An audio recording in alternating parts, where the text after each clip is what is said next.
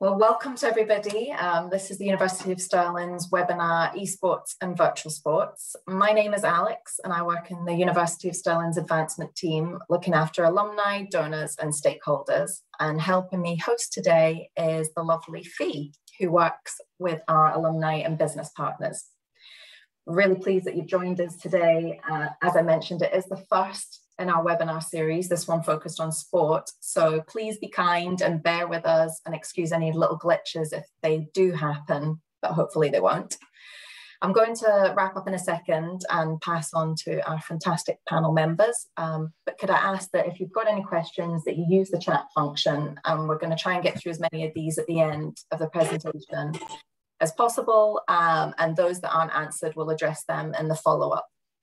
So today we have Dr. Hee Jung Hong, an academic at Stirling with the Faculty of Health Science and Sport. We have Alban Dickson, who is an alum, trainee sports psychologist, and he is the sports development coordinator within the student union at Stirling. And finally, we've got Alvaro, Sanchez, Velasco, who is an alum as well, and he's joining us from Spain today. Alvaro works for EPulze, the world leading platform for gamers. He's an event host and a broadcaster. So hopefully we'll cover quite a spectrum today. So I think that's us. Romy, if you want to begin.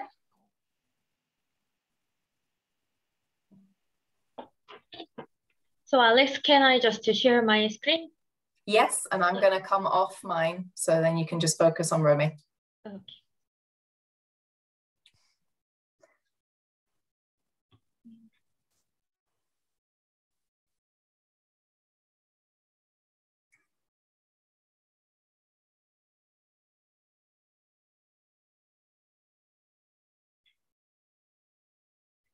Alex, I'm trying to share my PowerPoint.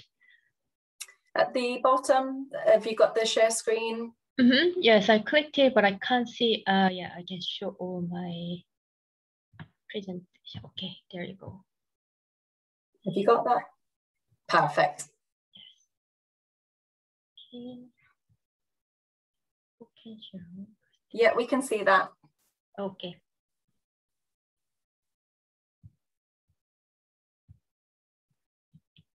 Sorry for the delay. Give me a second. I'm going to go back to the first pages.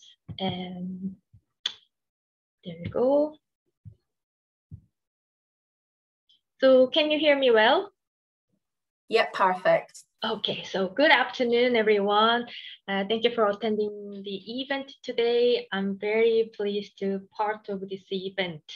So as Alex introduced me, I'm Hee Jung Hong, a lecturer in sports at the University of Stirling. Actually, I'm also an alumni because I did my PhD in sports psychology at the University of Stirling. So before I start talking about our exciting topic, esports and virtual sports, and let me briefly introduce myself. So I'm known as Romy, it's my nickname, but I'm from South Korea. So my first name is Hee Jung and my last name is Hong. And as I mentioned just now, I did my PhD in sports psychology. And as you can see, I have a mixed academic background. So I went through quite different transition throughout my academic career. So I did a master in PE and sports marketing.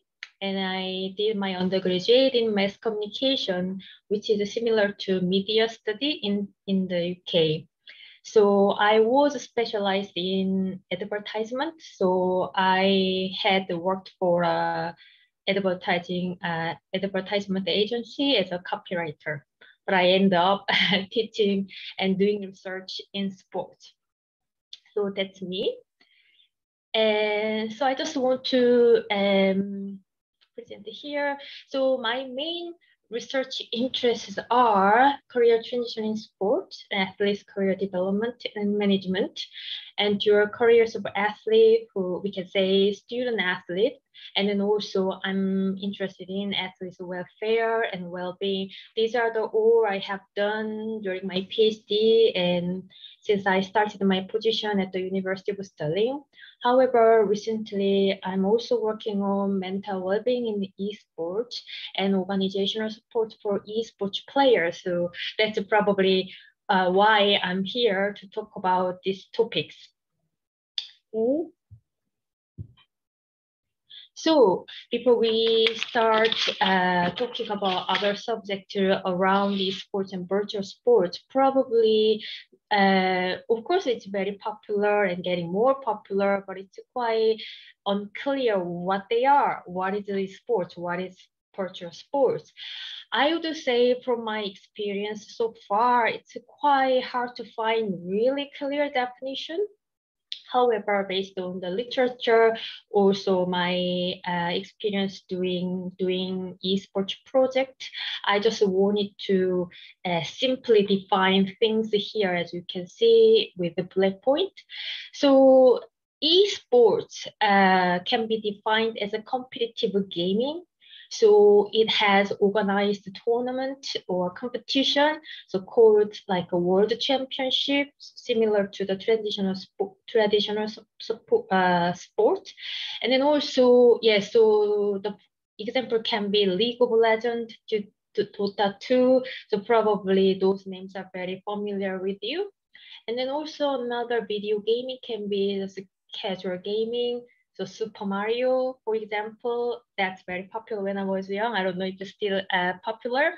And then also some online gaming or mobile gaming is more getting more popular. So for example, I'm also playing some mobile games every day. So yeah, not all video gaming can be esports. Like I said, it's quite specific areas, competitive gaming. So that's, we can call it esports. However, what about virtual sports? And some people call esports as a virtual sports, but I would say it's a slightly different form if we define this way. So the first one can be physical forms of virtual sports. So like in the slide, cycling is the one of the big examples for the physical forms of virtual sports. And then other form can be non-physical forms of virtual sports, but still use the traditional sports like football. So the game can be FIFA or PES 2020. So these are the 4 areas I just identified to make you understand what's the difference between those. And probably some might define different way, but probably I think this is quite broadly fine to define things here. So of course we can discuss this later on. So that was my brief definition of esports and virtual sports. And I just took one definition from the literature. So esports can be a form of a sport where the primary aspects of the sport are facilitated by electronic systems. So the input of players and teams, as well as the output of the esports system, are mediated by human-computer interfaces. So if you want to define this more complicated way, you can. So yeah, I just wanted to take one example. And the other thing is that, like it says in the slide, despite esports increasing legitimacy and similarity to the traditional sports events and competition, which is true, a debate continues on whether to consider esports a sport. This is still debatable, and I usually ask my students, so what do you think? Is esports a sport? And last semester, so September 2020, actually I asked my second year students, what do you think? But surprisingly, they are all sports studies students. It can be quite much more controversial, but slightly more than half of my students think that esports can be considered as a sport. So I'm not here to define or confirm that, yeah, esports is a sport or not, but I just wanted to provide some kind of perspective. Some people think that, okay, esports can be a sport, but still other people think that no, it can't be. So one of the big reasons that esports, people think that esports is not a sport because of the lack of physicality, physical activity or physical movement. But this is also can be another discussion point, because some other people demonstrate that still like other sports, for example, shooting or chess or archery maybe.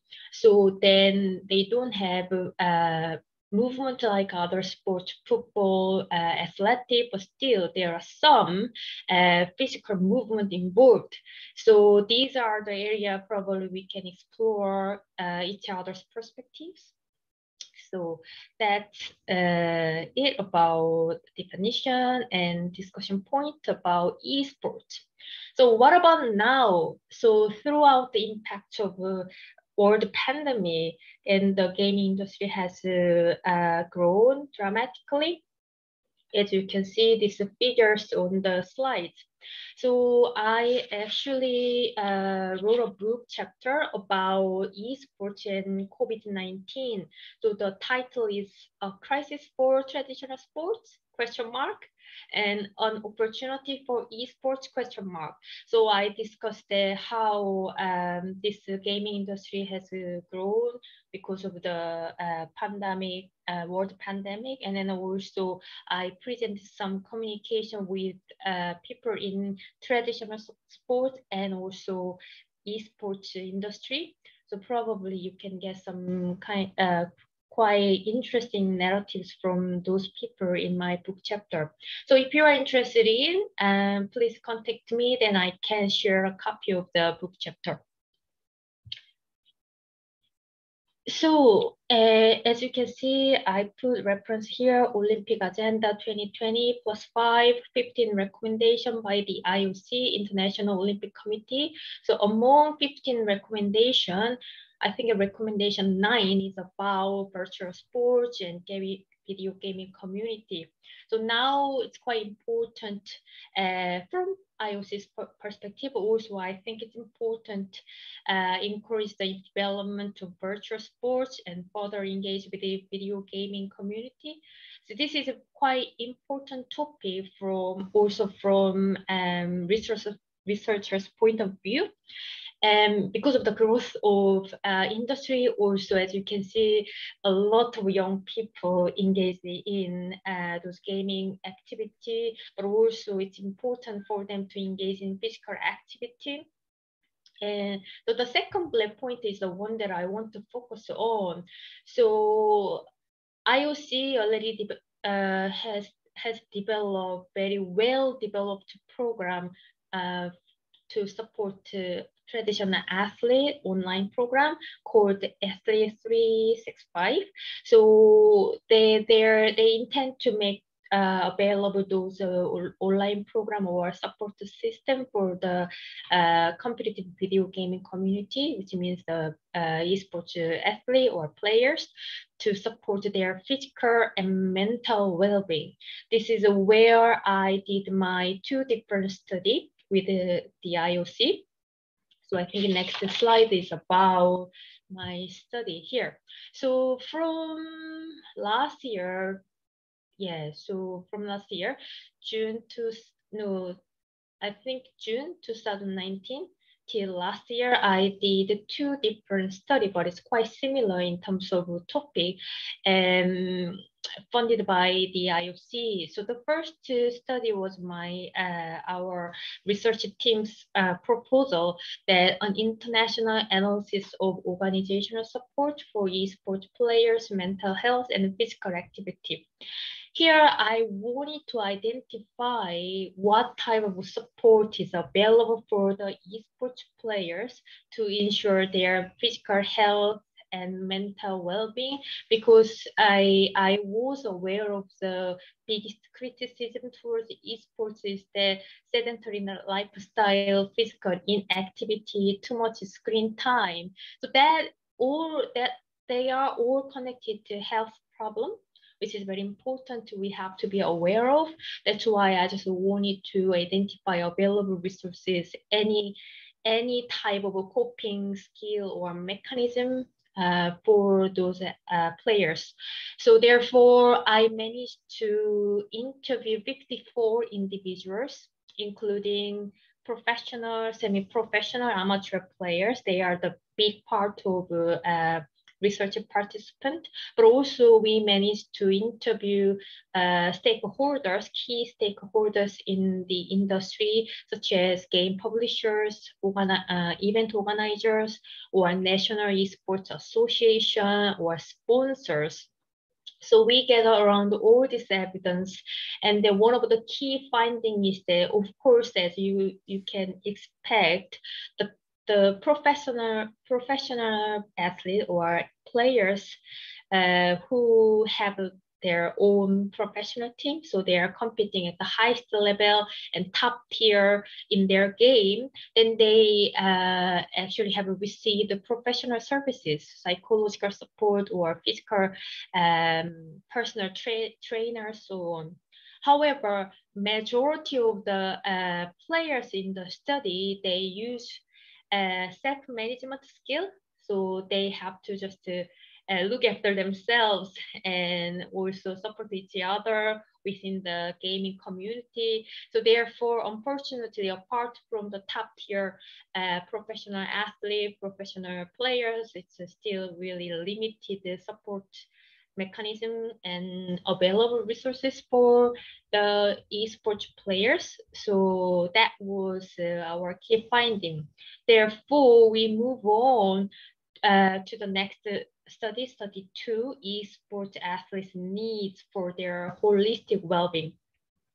So then we want to identify then what do they need. So if we can set up the external support system or support mechanism, then which area would be the most important? So which area should be priority? So here I just want to identify. So yeah, we identify 6 key areas: psychological support, physical support, cultural support, social support, and governance support, economical support. So the holistic well-being, holistic areas. So we developed the questionnaire so that we can gather data from the players across the world. So we had 6 different languages in our survey, and then also we interviewed other stakeholders, what they think, which area is the most important to help esports athletes to ensure their holistic well-being. So we already submit our report to the IOC. So the first one is available online, but second one is still not available online, but will be available online soon. And also me and my co-investigator, Dr. Guy Wilkinson, will make a film to summarize the key finding of each study. So if they will be available online soon, then I will inform Fiona and Alex so that it can be available to our alumni and other public members. So that's the summary of our studies about studies on esports players' mental well-being and physical health. So which is a quite important area, I think. Yeah, so that's me. Yeah, so I just want to show you a picture in 2019, right before the pandemic. So I could manage to visit 3 different, one of the biggest tournament. So first in Hamburg, Germany, I visited this tournament, and it was amazing, and I didn't expect that really a lot of atmosphere there.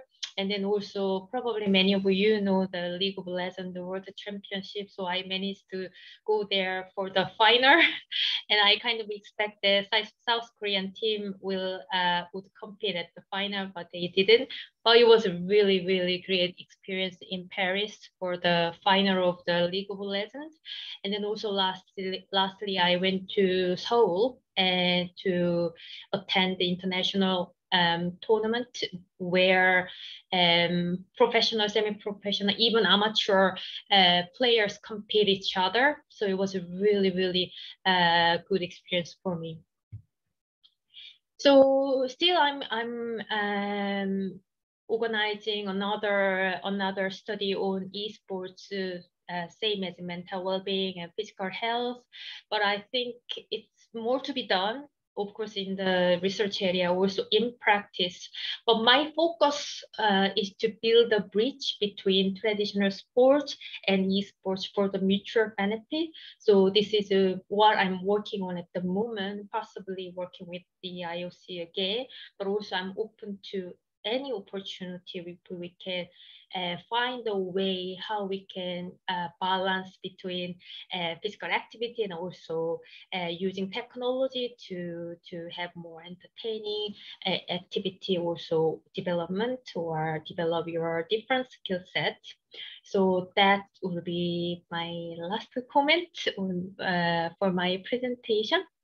So thank you for listening, because I couldn't see anybody but my slides, but hopefully you could understand me clearly. So if you have any question, I think we have opportunity to discuss further. Okay, thank you so much.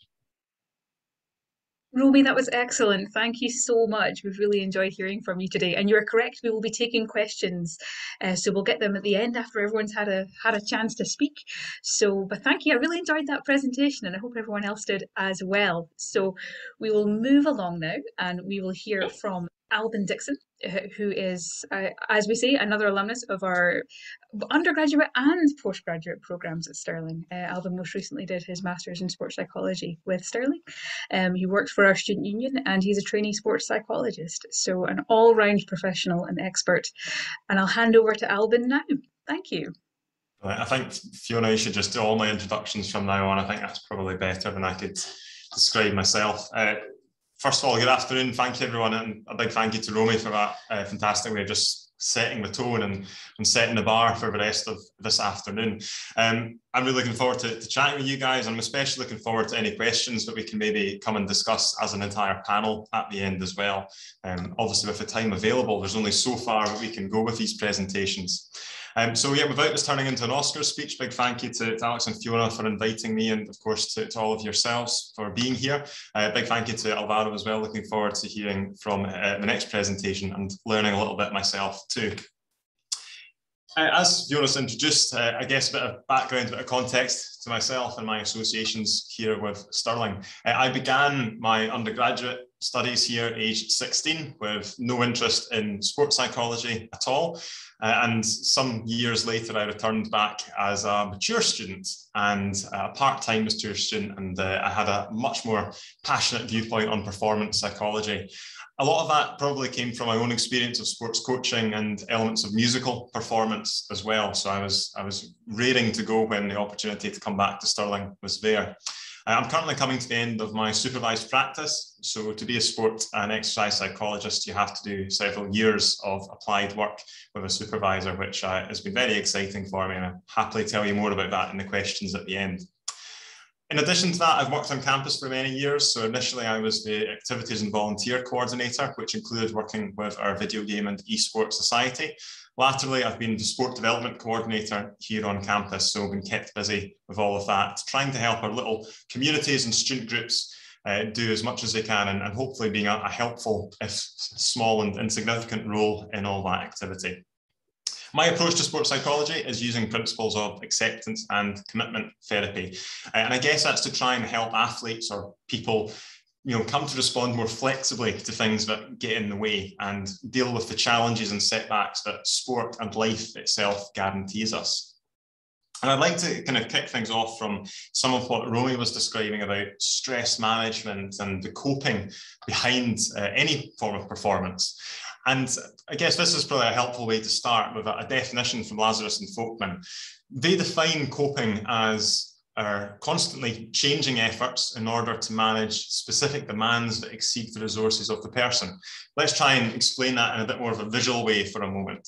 So generally in life, it's almost like we have these two scales which are hopefully in perfect balance. On the one side, we've got the demands of a situation. Now, that might be a particular deadline or a particular quality of work that you need to do. And on the other side, we've got the resources, which could be our skills, it could be our energy levels, the time available to do it. And generally, when these two things are in check, we're feeling quite good about life and about the world around us. However, especially in the world of sport, sometimes we find that our resources aren't quite there. Maybe the stresses are a little bit greater than we expect, and suddenly those scales, the balance begins to tip. And that is when we are stressed, and that is when we need to have coping strategies to be able to manage the stress that shows up. So coping itself and having strategies, having ways of managing setbacks and mistakes is essential, not just for achieving higher levels of performance and well-being, but also for maintaining our own standards too. I'm now going to introduce a little bit about the stressors that we might face and encounter in esport, and I'm sure Alvaro can correct me and keep me right with some of these examples that I'm going to share.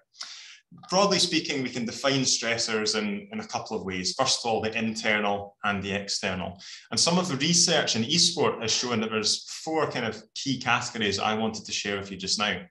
One of them is team issues, probably not a huge surprise. I'm quite familiar with traditional sports as well. However, there are particular nuances, particular things that are quite unique in the esport setting as well. So we might see team dynamics becoming an issue here. Perhaps confidence in other people's abilities to deal with a situation or even manage their own stress levels too. Communication can be really important as well in the team environment. Then there's individual issues, and this touches upon what Romy was talking about with lifestyle management. The demands of an esport performer may include many hours, several days a week of intense practice and competition, and that can be a struggle for even the elite athletes that we have here on campus. There's also event issues, again, not too unique to esports alone, but there are certain things that might be a little bit more challenging. Logistics, for example, and technology issues. And finally, scrutiny. Now, this is an interesting one for me because it seems as if in some elements of esport, that feedback loop, that connection between the spectator and performer might be a little bit closer, a bit harder to ignore, if you like. So criticism that is directed towards somebody, even from their own team, that might be even harder to ignore in an esports context. So we need to have characteristics. We need to have something in our arsenal to be able to deal with that. Now, here's a handful of psychological characteristics which probably don't come across as too surprising to anyone dealing with performance. Things like emotional control, stress appraisal, evaluating the stress of a situation, right through to things like decision making, being able to adapt to different situations and concentration. Of course, the little esports twist is this is all coming from the literature, the research that's happening in esports. And what I'm hoping to illustrate is that the psychological characteristics between esports and the more traditional sports are fairly similar, if having their own little nuances and differences too. Let's touch upon this idea of coping strategies once more. And I guess to try and put it into a bit of a context, there's a few different ways that we cope with strategies. You might even reflect on these in your own life here. One of them is emotion-focused approaches. So for me, this is where the principles of acceptance are really important. Acknowledging that something maybe feels uncomfortable or unpleasant, but being able to then try and cope with the stress that's presenting. There's also problem focus, trying to get to the root of the problem, and that really common human instinct of avoidance. If we don't like something, we try and run away from it or stick our head in the sand and pretend it's not there. So this is all coming from the esports literature. These are all some of the core characteristics. And I guess from a psychology perspective, it's about trying to make sure that performers are equipped with these skills and able to appraise and manage the stress that presents in competition or in training. The next little section I'm going to lead into is a small case study, just to try and give a bit of an illustration as to how a sports psychologist, perhaps someone using an approach similar to myself, might be able to support somebody who's engaged in esports. So I won't try and read the slide out for you all, but I'll pick out a couple of key points and elaborate on that shortly. We're going to take Sam as an example here. So Sam is a competitor in esports, and they're beginning to notice feeling on edge before competition. Their approach to this is a bit of avoidance. They try to keep their mind off it so that it doesn't actually get in the way of how they perform.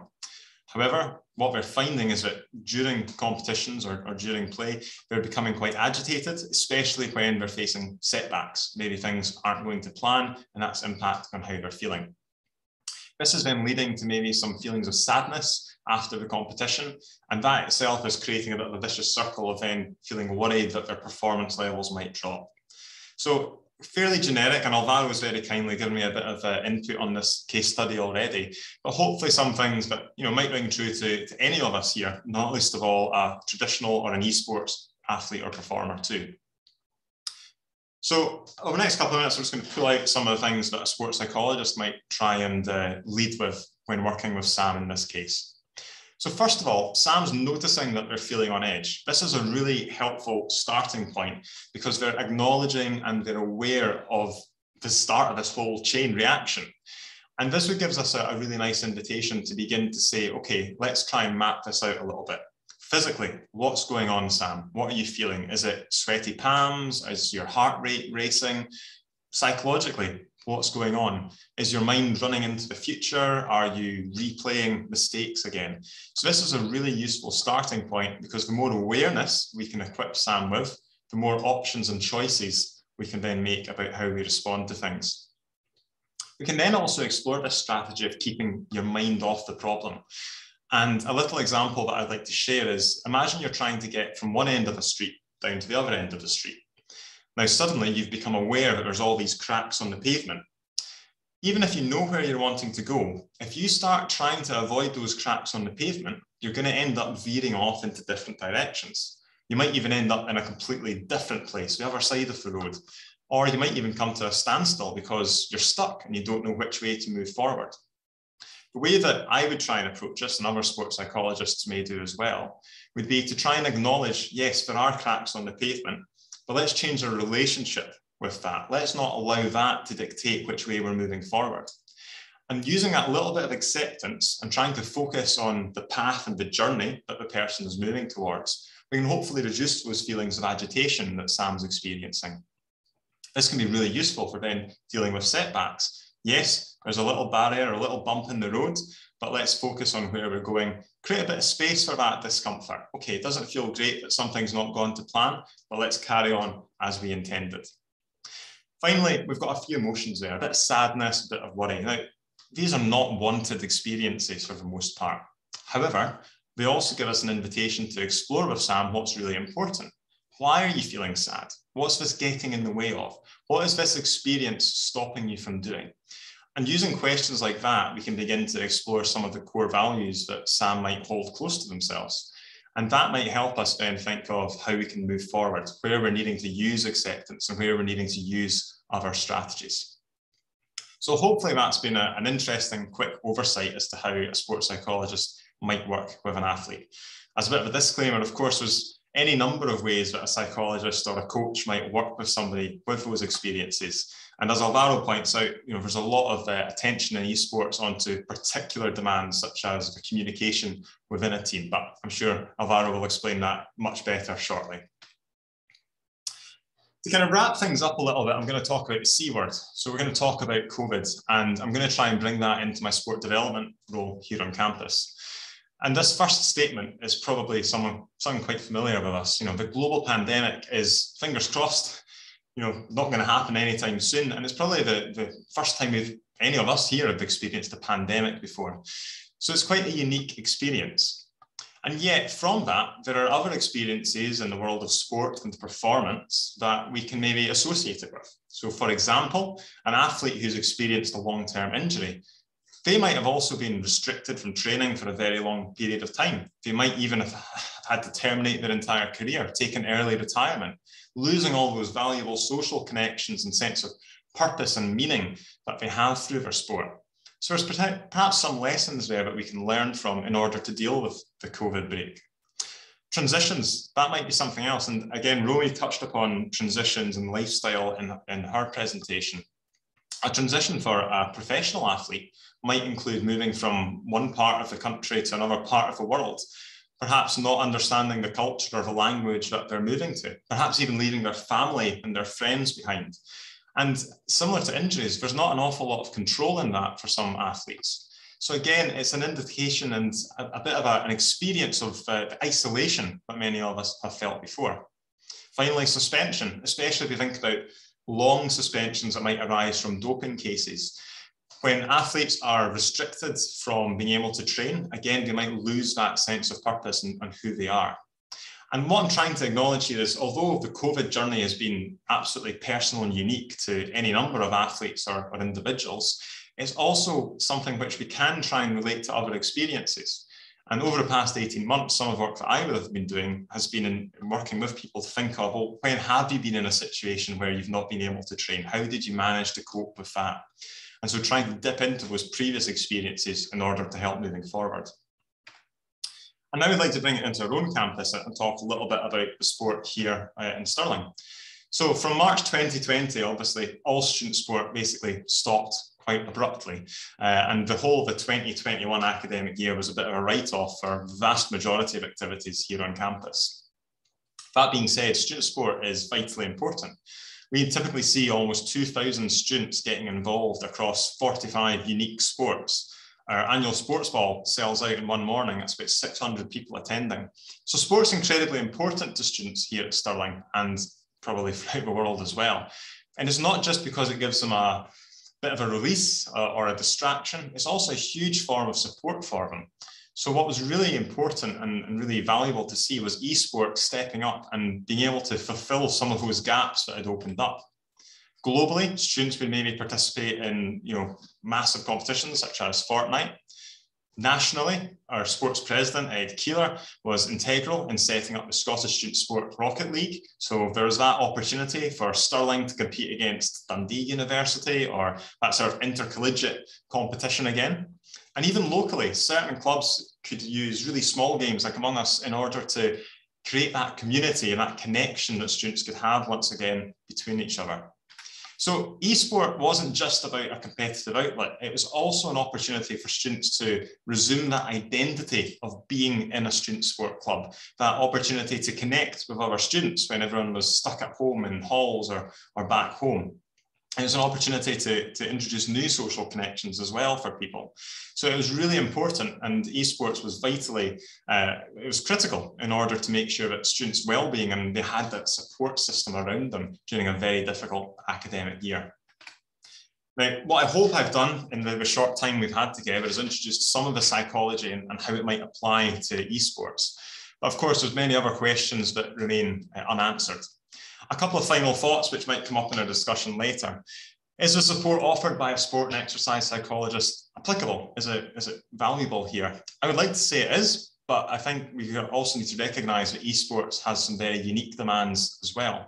For example, that training schedule, the intensity of many hours, many days a week training, that's probably higher than even some of the Olympic swimmers here at Stirling have to endure. How might esport contribute to public health?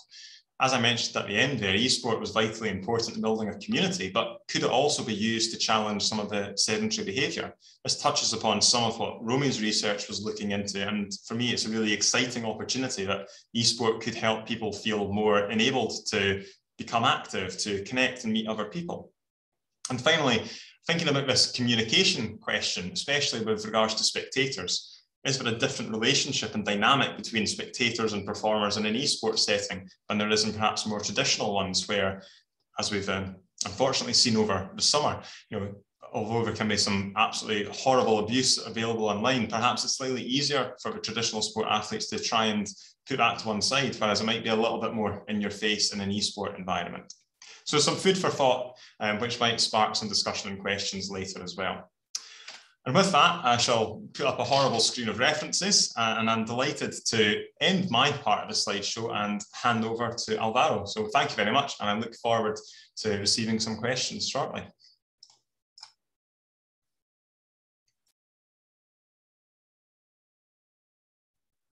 Okay, I guess I'll be going next then.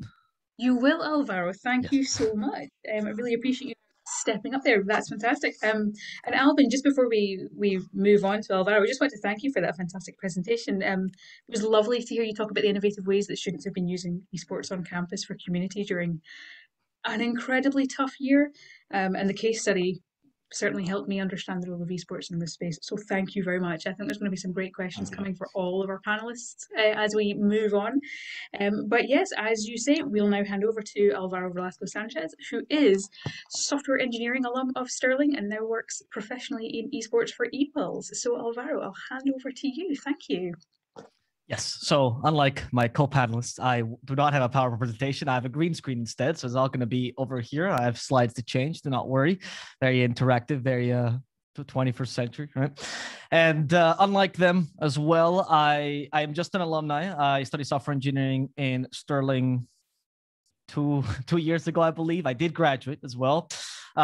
Which means, since I'm not a lecturer myself, I don't have to put references. That's the best part about actually being just a student. So that's what my references are going to be: me, myself, and I. But I do get to show myself as a teacher, so I have a whiteboard behind me.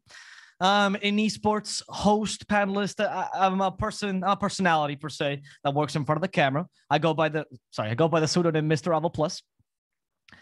Which gets misspelled and written in a variety of ways in many languages because people get really confused. How do you pronounce Avo? It's 3 letters. Oh, no. So you might have heard my name in many ways. I do things like, I do tournaments and I cast tournaments. I look cool in front of the camera, just like that, with the exact same shirt. Occasionally I'll host. That's a mock game show we did a while ago called The Prize Pool Is Right. I will do actual professional casting, which looks more like a job, as you see over here with my good friend Seek and Strike Richie. Or occasionally I'll do some small bits like, my cooking show that I did for a Dota event that we did recently, the DPC. But that's just what my job entails. What my job actually is being an entertainer, essentially, but in the esports sector. The game I'm most well known for is Dota, where I'm a commentator, host and analyst, interviewer, translator, and whatever will give me money for Dota 2 in both English and Spanish. But I've also done a variety of other games, which include Valorant, StarCraft, Clash Royale, CSGO, Warcraft. And these are only the games I've done in a higher capacity. So tournaments are 100,000 prize pool or bigger, as I've done other stuff like, FIFA Heroes of the Storm, etc. When you are a personality, you will walk as many games of life as possible, as is a gig economy. So that's what you need to do.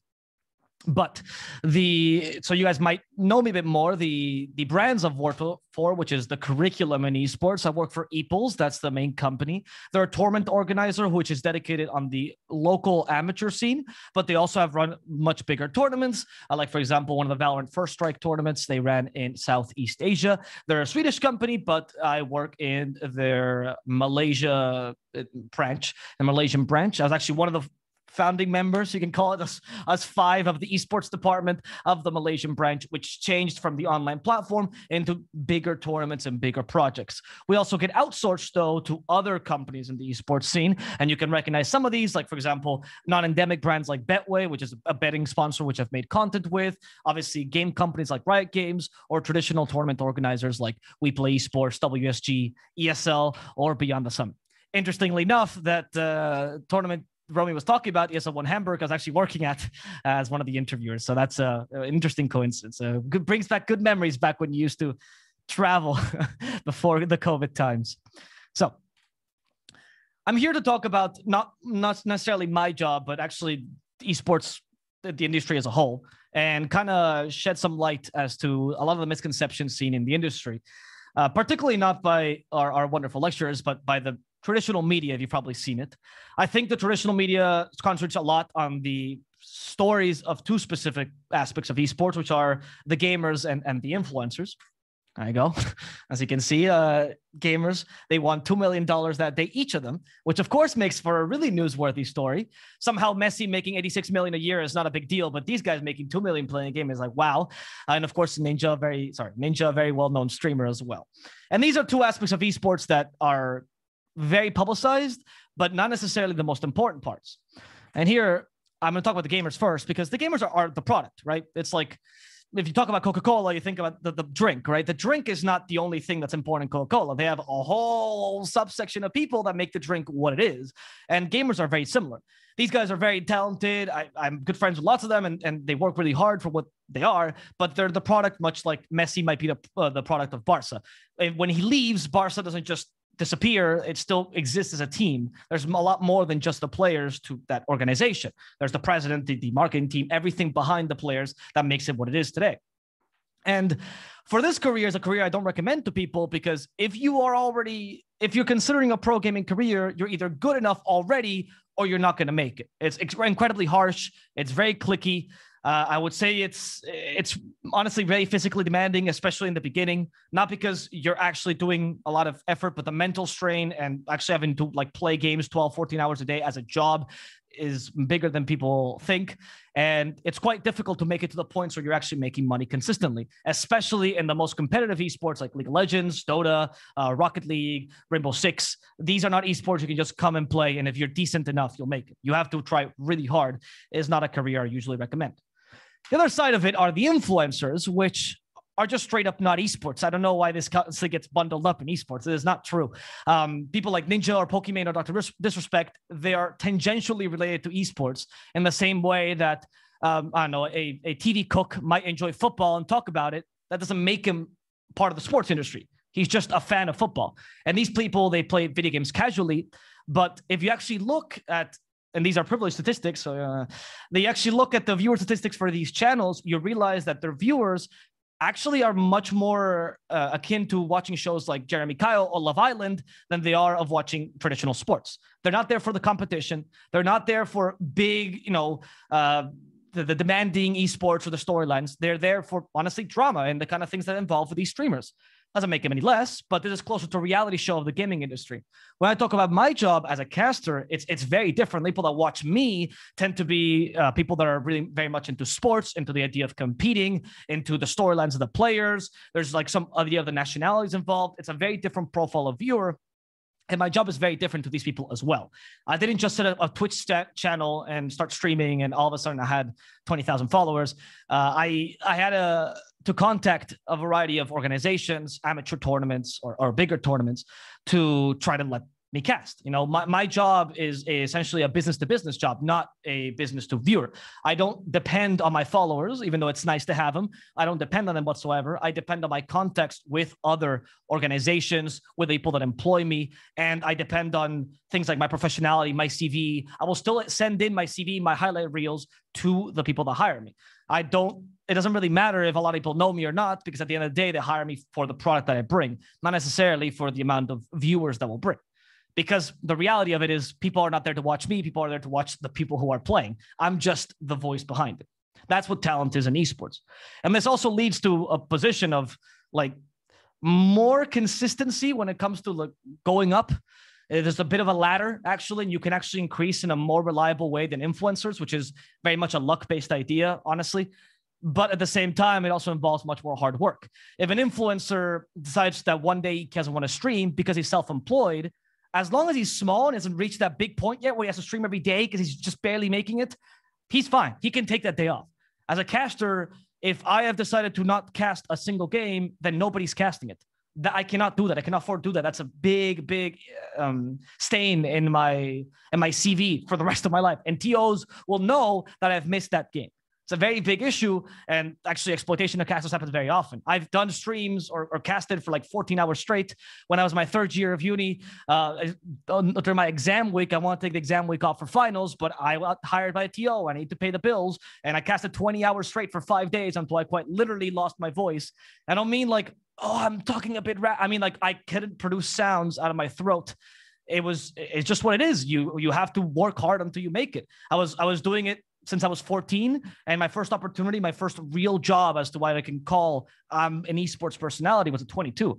That was 8 years of like constantly doing this and not missing a single day until your opportunity is finally given to you. Of course, I still consider myself very lucky, but it's not a career that I would either recommend to many people. But there are tons of careers in esports that I would certainly recommend to people. And I'm just going to list a couple of jobs here that are very necessary for the industry. Cameragraphers, marketing executives, hospitality. Mind you, this is one of the biggest ones. Just as a small anecdote, I went to a tournament maybe 2 months ago. That massive tournament, $100,000 prize pool, Dota called the Animajor, or 500,000. I forget. A lot of money for the players. And I have not seen people work hard on the hospitality people there.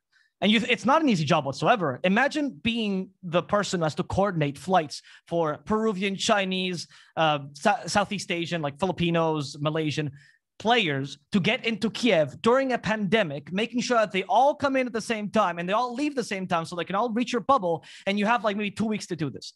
I cannot imagine a more stressful job, but rightfully so, these people get highly paid.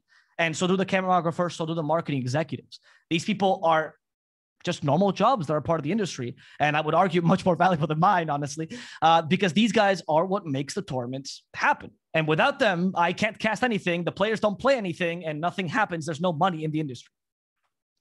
Another one is actually, this is specifically for Stirling, is Kate McGee, a wonderful woman and one of the first esports physical therapists. Much like we need psychologists, we need physical therapists for wrist injuries, arm injuries, elbow injuries, which actually happen very commonly when you play 12 hours of video games a day. So these jobs are all real jobs. And the question is, how do you get into them? Well, it's actually much easier than you think. All you need is a degree. It's my graduation picture. Now, I didn't get to use this degree, but I could have. I could have gone to esports with a software engineering degree. And the reality is that most people that apply to esports like games. They have a passion. They always tell you, oh, be passionate about games. Don't. Everyone's passionate about games. Games are fun. It's no surprise that people like them. But what people don't have is a communications degree or a marketing degree or a physical therapy degree. That is a rarity. That's what makes you stand out. Sometimes not degrees necessarily. Sometimes you might have work experience. Sometimes it might be that you come from a different industry, but you've done something similar.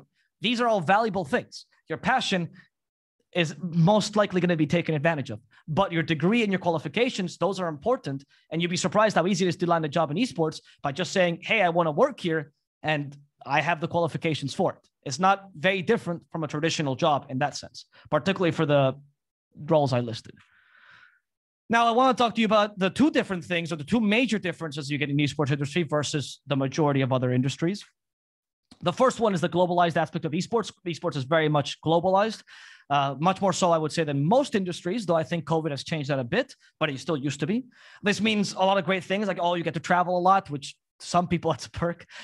You get to meet a lot of different cultures. I think that's actually one of the best parts because it's very different. If you go to you're a tourist and you go to the Philippines or whatever, and you want to meet that culture, it's very different meeting them there as a tourist than meeting them in the workplace with a shared passion in a very natural way. You become friends with people that are so different from you and you get to really open up your mind because of this. This is great. But global industries also comes with other not so great parts. Like, for example, the fact that salaries are also global. If you are from a developing country, like, for example, I live in Malaysia, these salaries are great. They're very competitive there. In fact, they're above the average there. But if you want to live, say, in London, just don't get to it with esports. Unless you work for a company that works in London, your salary is not going to be competitive enough for you to afford anything there because the cost of life is so expensive. Similar issues if you're in America, United States specifically, where healthcare, or if you are in places where, again, the cost of living is way too high. And the last part, which is the worst part of globalization, is accountability. When you're hired in esports, it's usually a gig economy. Even if you're a salaried worker, you get paid by tournament, obviously, or by league or whatever it is. And maybe you don't, maybe your company does, maybe your boss does, whoever it is, the money trickles down from that gig. And when you are hired by, say, a Russian company that's been hired by a Chinese company that's been hired by a Mongolian company to make a tournament, who do you sue if they don't pay you? Who do you ask for retribution? You don't. You can't. It's too difficult. When it's inter-European, maybe. If you get between countries like, say, in Southeast Asia where they have certain treaties, okay, you might get a chance. But if it's all of a sudden with like China, Russia, Europe, you're not getting that money. And that is something that you have to wisen up to, and you have to kind of get used to that. You have to be very prepared for people trying to scam you because there's a lot of new companies with promise a lot of money that don't always pay out. You have to get used to having to always protect yourself and not blindly trusting people. It toughens you up for life, but it also kind of sucks that you can't ever just go, wow, what a great project. You always have to look at it and be like, well, let's be a bit skeptical about this. And within this idea, there we go. Esports also kind of a wild west right now. If you know anyone that works in like Central Africa, it's actually kind of similar to how the economy works there, where there are very few regulations that esports companies kind of obey. Obviously, when you get to big companies like ESL or like big teams like G2, yes, they obey the typical government regulations. But in the majority of projects, because they're done online, they're done in like, sometimes they even start like by not even having enough revenue to have to pay taxes, these kind of things. You kind of skip a lot of the steps along the way. This means that no bureaucratic red tape, which is really good, and a lot of opportunities for investment or for like really realizing your dreams with very little money. But at the same time, it means a lot of abuse, particularly in workers' rights, a lack of unions because these jobs are all too new. And like I said, the lack of accountability before. So if you go into esports, all I suggest is you try to be as moral as possible. You try to be a good person. You try to not take advantage of other people, because the industry has a tendency to self-regulate. Yes, governments are not going to regulate for you. You're not going to put anyone in jail. But I guarantee you, if someone at some point, maybe 5-6 years ago, screwed someone over, the whole industry knows about it. It's quite tightly knit, and you need to protect yourselves that way. So I do recommend to people that even though you might see an opportunity to make big bank, don't do it if it's at the cost of others. Not only because it's bad and I don't want you to be evil, but also because you will eventually get the snap back from that action. Try to be as good as possible to everyone you meet, because you don't know where they'll end up. Because again, it's a volatile, emerging industry right now. Now, if you want to know how to get into esports, how to get involved, these are my Twitter, my Facebook, and my Twitch and Instagram. I realize now plus and I'm sorry about the format, but you can reach me out there. I have a couple of sites that help you get jobs in esports industries, particularly Hitmarker Jobs is my favorite. They're not paying me to say this. They're actually just wonderful. They offer a bunch of jobs in the gaming industry and a bunch of jobs in the esports industry, constantly posting it on their Twitter. But the reality is, because again, Wild West of esports, the best thing you can do is just hustle and find what you're interested in. Are you looking into player management? Follow teams on Twitter, follow them on social media, see if they're posting any jobs, because they will at some point. You have enough time, if you're taking a degree, to actually just wait for the right job to come by. Start your own projects as well. Are you interested in league ops, which means creating tournaments? Maybe start a local league wherever you're based, whether that be Scotland or Vietnam, like I saw some people. Try to make a local student league. Try to make a local league perhaps for the people in your town. You'd be surprised how easy it is to make these things, because the wonderful thing about esports is you don't really need any money for the league to work, right? Unlike sports, you don't need a venue, you don't need anything. All you need is the game, which usually are free. At least most big esports are free, and people that are willing to work for free. So your blood, sweat, and tears. And if you're willing to do that, you'd be surprised how easy it is to find people that are like-minded to you, want to share new projects, and that little by little, you'll see more value in the industry. At the end of the day, when an industry that's new as this, the thing that's most valued is your consistency and your loyalty. So if you can, for years and years, provide a good product, if you can show people that you're doing good things, that you mean well for the industry, people will eventually hire you because they'll just know your name. You need trustworthy people. And like I said, that's kind of hard to find in an industry where you can't just assume people are trustworthy. So you have to prove that. And the best way to do so is by doing good work constantly. There's one takeaway you should get from this interview, or from this presentation, is exactly that. That if you want to get into the esports industry, you can make great changes because the industry is very morphable, and you can be a really, really positive change for the industry. Right now, there's a lot of issues within it, as you might have seen with the whole Blizzard thing, for example. There's a lot of issues, a lot of discrimination, there's abuse of power, but because it's so multiple, it also means that you yourself can change this completely. And if you really want to do this, you really want to get involved, I would encourage you to be that positive change. Because if you're going to be any change, at least try to be a positive one for the industry. Good luck. Alvaro, thank you so much. I wasn't anticipating that this afternoon would bring us sort of enlightening and inspiring, be the positive change, be the change you want to see discussion. And I'm really pleased that you did. You covered so many interesting things in that session. So thank you. It was really, really useful to get your insight on the esports industry from a way that I probably certainly hadn't considered. And I'm not sure that many of our attendees and fellow panelists had a perspective on as well. So this has been fantastic. Thank you. We're going to open up to questions now. So before we were a little bit over time, but we'll maybe keep going for about 10 minutes just to take some questions, if that's okay. So if my panelists would like to stick their cameras back on, we can maybe see who is prepared to answer each question. So our first question, I've got one here, which is just looking at the issue of doping in esports. So I'm curious, the questions around how players stay alert, how they stay, mentally engaged for such long periods of time, how to keep that focus.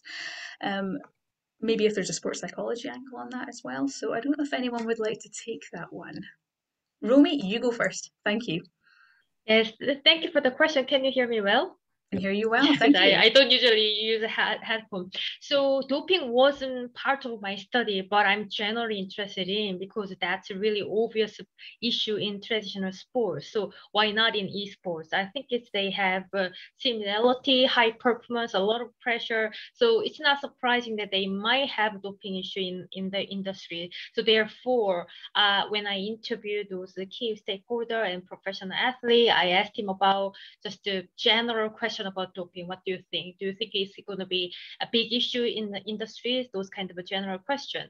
So the most of key stakeholder aware of the issue, so which is good, very positive. So therefore, it's not like WADA, they actually test them officially and ban and sanction, those kind of things.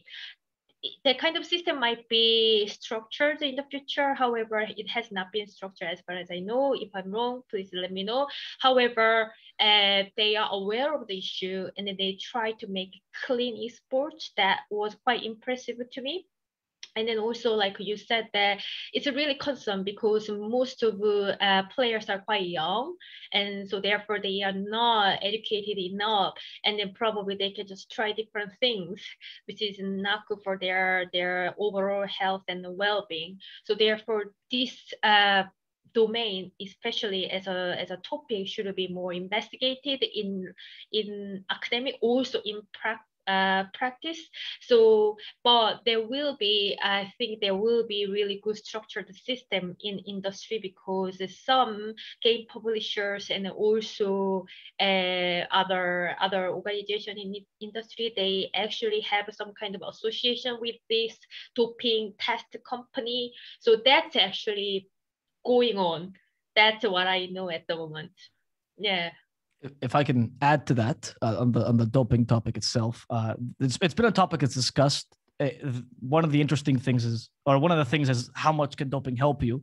And for some games, it's been kind of accepted that doping doesn't help, like particularly strategy games or RTS. Like if you're not smart or your strategy is wrong, it doesn't matter how good mechanically you are. But there was one particular genre of games, which is FPS, first-person shooters like Counter-Strike, Rainbow Six, where that doping does go on in those games. And in fact, there was 3 years ago, the Players Association in Counter-Strike decided to start an anti-doping laws, and some organizations like ESL, they did decide to actually start testing their players for particularly the amphetamines, right? The Adderall, stuff like that particularly ADHD people use. The problem with that, of course, always happens with, first of all, it's relatively easy to get an ADHD diagnosis, particularly in the United States. So a lot of players started abusing that instead. And on top of that, what if you're an ADHD person to begin with? Can you use Adderall? Is it fair? Because it does give you competitive advantage still then. So it became a big issue. But for a while, for like 2-3 tournaments in the CSGO, as I call it, the CSGO Cathedral, which is in Katowice, they did do anti-doping there, particularly for those. They also tested for others, but those were not publicized, and they did it a case-by-case basis because reducing your pulse and reducing your how jittery you are, your nerves does help you. So it could be considered doping, but it's still a very debated topic, and it wasn't like a consensus at all.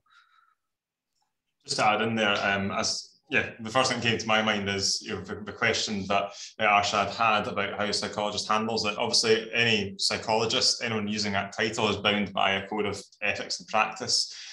Usually, if you start working with a team or an individual, you will agree to confidentiality, but the kind of exclusion for that is very often if something illegal or something which is going to threaten anyone's integrity is there. So you would be bound as a psychologist to kind of say, well, step back, I'm going to have to raise this further, especially if it was against the law or if it was against the conduct of that particular sport.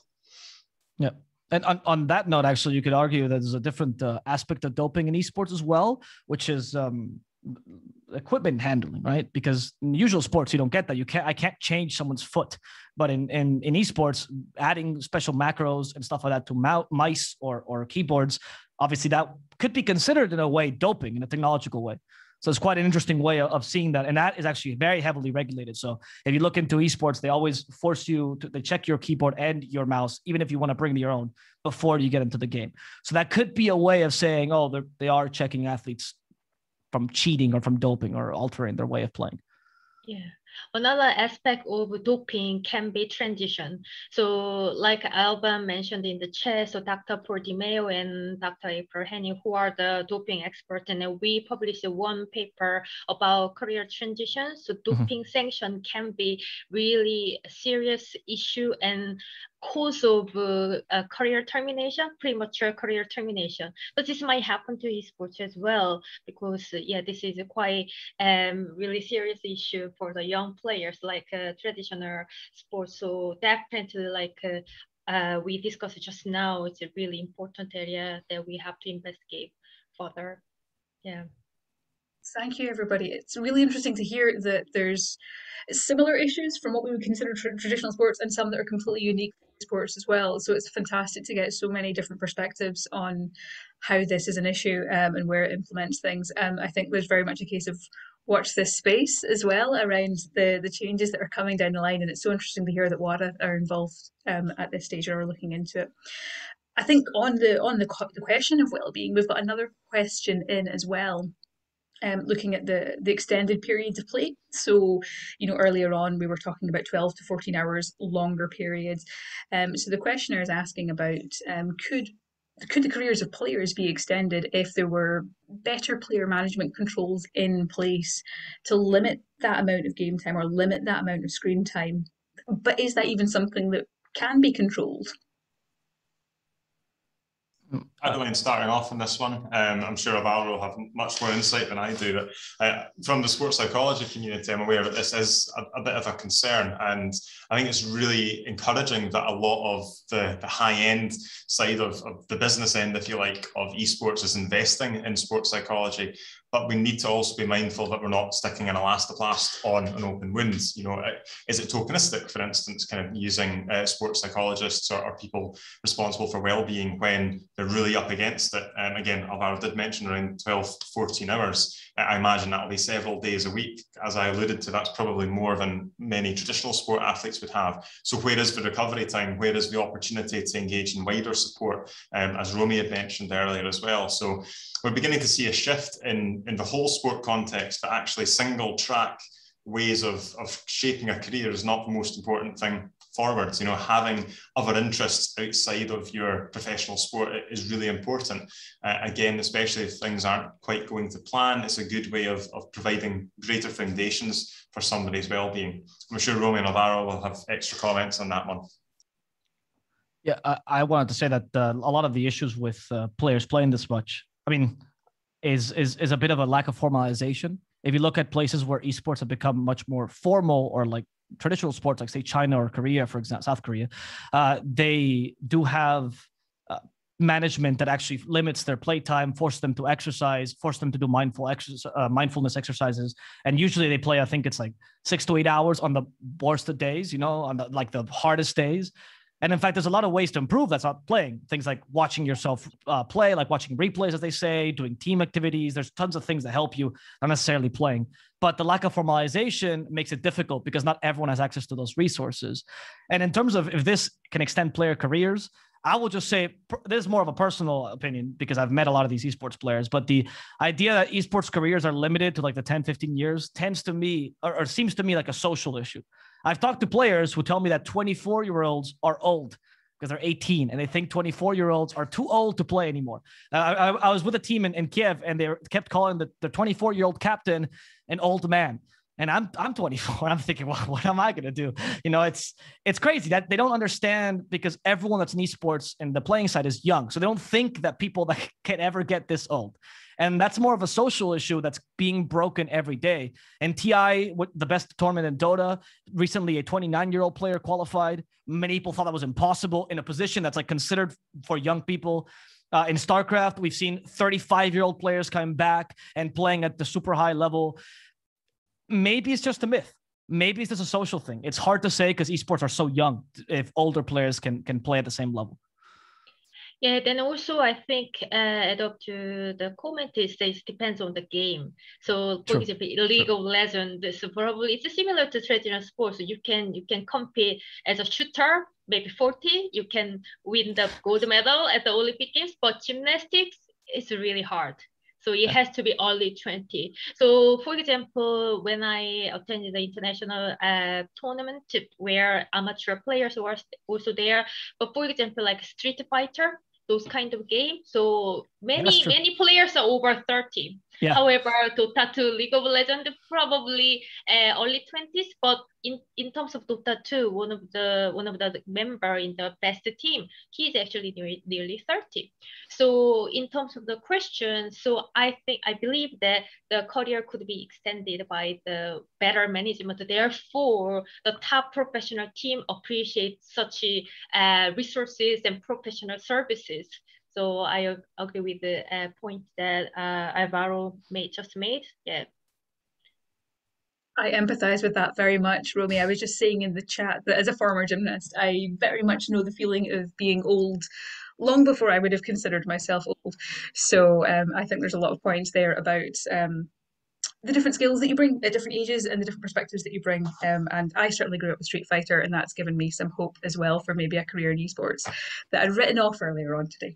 So we're kind of running out of time. We do have some more questions in, but there's one more that I'd really like to share with the panel, and then maybe some of the others we can talk about over email later on. But to round the session out, there's a question that I love, which is coming from Mia in Brazil about the diversity in the future of esports. So this was something that I was thinking about when we were putting this session together. Does esports level the playing field of diversity, or are there still some barriers? Are they the same as traditional sport barriers? Are they completely different? I'd love to know your thoughts. I guess I can answer that question because I've been in that side. Bom dia, Mia. I'll try speaking slower. I apologize. I am Spanish, so it just naturally comes out as a machine gun. I've worked very closely actually with a lot of Brazilian players in Dota, and particularly a good friend of mine who's a caster who's Brazilian. And I can tell you that I think the diversity barriers in esports are bigger than they are in traditional sports. In traditional sports, if you're a really good player, it doesn't matter where you come from. You don't need to be a part of a good team or whatever. You're really good at football, it's immediately apparent. But because esports, at least the most popular sports, are such social games, most of the times the discrimination that happens or the people that actually have is a much bigger barrier to you, because you need to form bonds with your teammates and people think less of you because of where you are. Because think that a lot of esports players, even though they seem very smart, they're also uneducated. They don't have the perspective that many people that might have traveled the world or gone to university have acquired. And so I do think that there's quite an issue when it comes to diversity in esports. I personally kept getting, whenever my company sells me, so you understand, they say I'm American because I sound like one. They don't say I am Hispanic because that loses me jobs. Now it's changing. Now diversity is a bit more loved, but it is true that many times people have asked me, how do you speak English? I don't know what to tell you. Like it's here, but it's been a constant problem I've faced. And my Brazilian friend, who also happens to be Black, he faces a lot of those issues, particularly because of how he looks. They just ask him, how could you possibly play Dota at a high level? Because it's a game predominantly played by white people. And it is something that is changing super fast by the people that are involved in the esports industry, because it's a very big issue. And I think within 5 years, you'll start to see that the balance is going to start shifting the other way, because all of a sudden we're starting to see there's a limit as to what esports can reach. The audience is capped. We get it. Every white 20-year-old person in America is playing games at this point. Where are the other communities? We're starting to touch onto the female communities. We're starting to touch onto like Latinos, for example, in South America, massive communities as well, and starting to, well, they're beneficial because they provide money, honestly. I wish it was more of a moral thing, but they're starting to provide money to companies. And so within a couple of years, you start to see more diversity within broadcasting roles, which will lead to more diversity within teams, which will lead to more diversity as a whole in the industry. So it's a good time to start to get into it and try to push for that and advocate for it. I was wanting to come in there because as soon as I read this question, I had a kind of bolt-on question, which I'll either leave hanging or Alvaro might be able to kind of smash out the park. I think when I was listening to the third presentation today, in my mind, I was thinking, well, how accessible is esport? And it's often a question which gets thrown up in the sport development role. You know, anyone who's participated in sport, yes, anyone can go out and buy a football and play with their friends, but then you've got golf, you've got equestrian, you've got different sports with huge financial demands. We're quite privileged here, I guess, at the university, because most students have access to some form of tech. But obviously, to succeed, a bit like with equestrian sports, the more you invest on better kit, basically, I'm presuming the better opportunities will come. So I guess one of the things I was thinking about is what measures can be done to try and make esport more accessible to people that are maybe kind of not quite off the grid, but are maybe limited with their tech capacity. So question there for Alvaro, perhaps. I don't know. I mean, that's a very good question. Something I work with a lot, because most of my casting or most of my jobs are linked to South America. Particularly, I work a lot with a Peruvian audience, and I think that's a good example of people who don't have the same access to technology. And it's interesting because COVID, for example, really made it hard for them to play, because people in South America or Southeast Asia, which is where I live as well, they play in internet cafes, cabinas, they call them in Peru, pishi bangs in Korea, for example. That's where they play. But in Southeast Asia or Peru, it's not because it's a social thing. It's because they just don't own computers. They don't have the money for computers. And particularly bigger esports that require a bit better hardware like Dota or League of Legends, you just can't play on any old laptop. That's why mobile games are actually becoming so big in those places, because they have access. Everyone has access to mobile phones.